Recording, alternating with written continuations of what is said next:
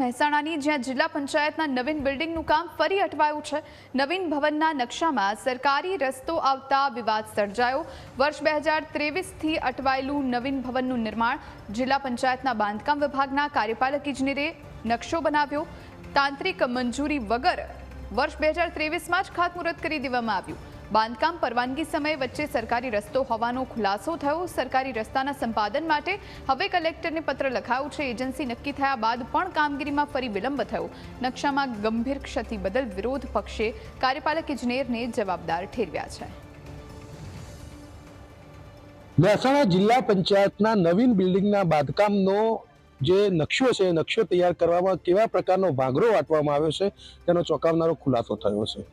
જિલ્લા પંચાયતનું બિલ્ડિંગ જર્જરિત થઈ જતા બિલ્ડિંગને નવું બનાવવાની દરખાસ્ત કરવામાં આવી હતી અને તત્કાલીન પ્રમુખ પ્રહલાદભાઈ પરમારના શાસન વખતે ₹29 કરોડના ખર્ચે આ બિલ્ડિંગ નવું બનાવવા માટેનું ખાતમુહૂર્ત કરવામાં આવ્યું હતું।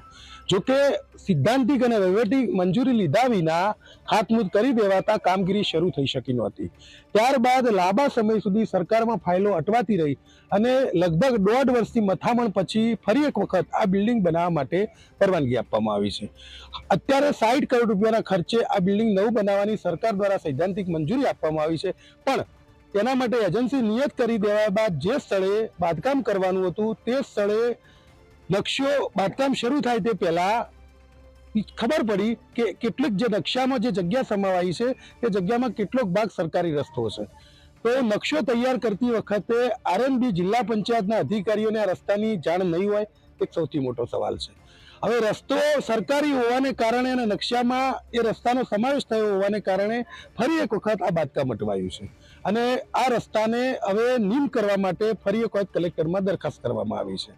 જોકે આરએનબી પંચાયતના જે અધિકારીઓ છે કાર્યપાલક ઇજનેર છે તેમના દ્વારા આ સ્થળે જિલ્લા પંચાયતનું બાંધકામ કરવાની દરખાસ્ત તૈયાર કરવામાં આવી હતી અને નકશો તૈયાર કરવામાં આવ્યો હતો, પરંતુ આપને જે જગ્યા બતાવી રહ્યો છું આપ આ જગ્યા જોઈ શકો છો કે આ જગ્યા જે સ્ટેચ્યુનો ભાગ છે એના સ્ટેચ્યુના ભાગથી સીધો જે રસ્તો જઈ રહ્યો છે એ સરકારી રસ્તો છે અને આ જગ્યાનો ઉપયોગ નકશો બનાવવામાં જિલ્લા પંચાયતનું બિલ્ડિંગ બનાવવા માટે કરવામાં આવ્યો છે। આપણી સાથે જ જિલ્લા પંચાયતના પૂર્વ વિપક્ષ નેતા છે હસમુખભાઈ ચૌધરી, તેમની પાસેથી જાણવાનો પ્રયાસ કરીએ। હસમુખભાઈ, આખો જે મામલો છે નકશો બન્યો અને કામગીરી શરૂ થાય ત્યારે ખબર પડી કે આ નકશો આ સરકારી રસ્તો છે આની અંદર, તો આને શું કહી શકાય?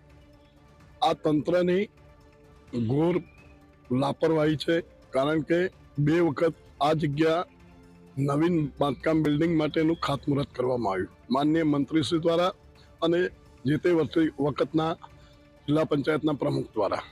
પછી એની એસઓઆર રેટ વધતા લગભગ માતબાર રકમ 59 કરોડની નવી રકમ ફાળવી રાજ્ય સરકારે અને પછી કોન્ટ્રાક્ટર એજન્સી પણ ફાઇનલ થઈ ગઈ। ત્યારબાદ જ્યારે કોન્ટ્રાક્ટર અને અહીંયાના અધિકારીઓએ જોયું આ તો પાછળ નવીન કોર્ટ બિલ્ડિંગથી આગળ ગોડાઉન સુધીનો સરકારી રસ્તો બતાવેલ હોવાથી પાછું આ કામ વિલંબમાં પડ્યું છે અને કલેક્ટરમાં રસ્તો નેમ કરી અને નવેસરથી મ્યુનિસિપાલિટીમાં પ્લાન પાસ કરવાના હેતુથી આ લંબાણું છે। એટલે હવે પાછું ફરીથી એસઓઆર રેટ વધશે અને કામગીરીમાં કેટલો વિલંબ થશે તે જોવાની સંપૂર્ણ જવાબદારી આરએનબી વિભાગ, પંચાયત અને અમારા વહીવટકર્તાઓની હોવાની તેમની ઘોર બેદરકારીના કારણે આ વિલંબ થઈ રહ્યો છે। આ પોતાનું બિલ્ડિંગ છે અને જિલ્લા પંચાયતના કાર્યપાલક ઇજનેરે આ નકશો બનાવ્યો છે, તો ક્લાસ 1 અધિકારી છે તેમના દ્વારા પોતાની બિલ્ડિંગ બનાવવામાં આ પ્રકારની બેદરકારી કોણ જવાબદાર અને કોને માટે જવાબદાર ગણી શકાય? આમાં બિલકુલ જવાબદારી માર્ગ મકાન વિભાગના એક્સિયનની હોવી જોઈએ।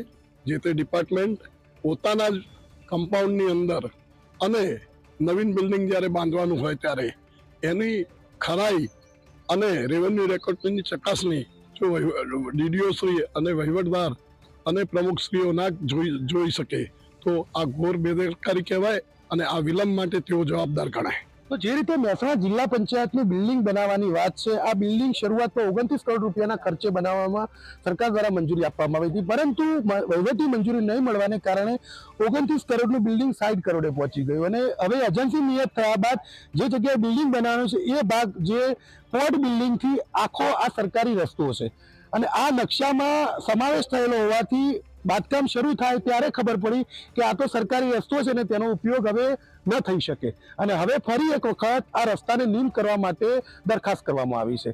ત્યારે હવે વધુ એક વખત એસઓઆરના ભાવ વધશે। 60 કરોડે પહોંચેલું આ મકાન કેટલા કરોડે પૂરું થશે તેનો જવાબ કોઈની પાસે નથી, પરંતુ આ એક પ્રકારની ગંભીર બેદરકારી કહી શકાય કે પોતાનું જ બિલ્ડિંગ બનાવવા માટે નકશાનો ઉપયોગ ન કરવામાં આવે અથવા તો નકશો ધ્યાનમાં ન લેવામાં આવે તો તે પ્રકારની કયા પ્રકારની કામગીરી થતી હશે તે સૌથી મોટો સવાલ છે। Kamlesh Raval, News Capital, Mehsana.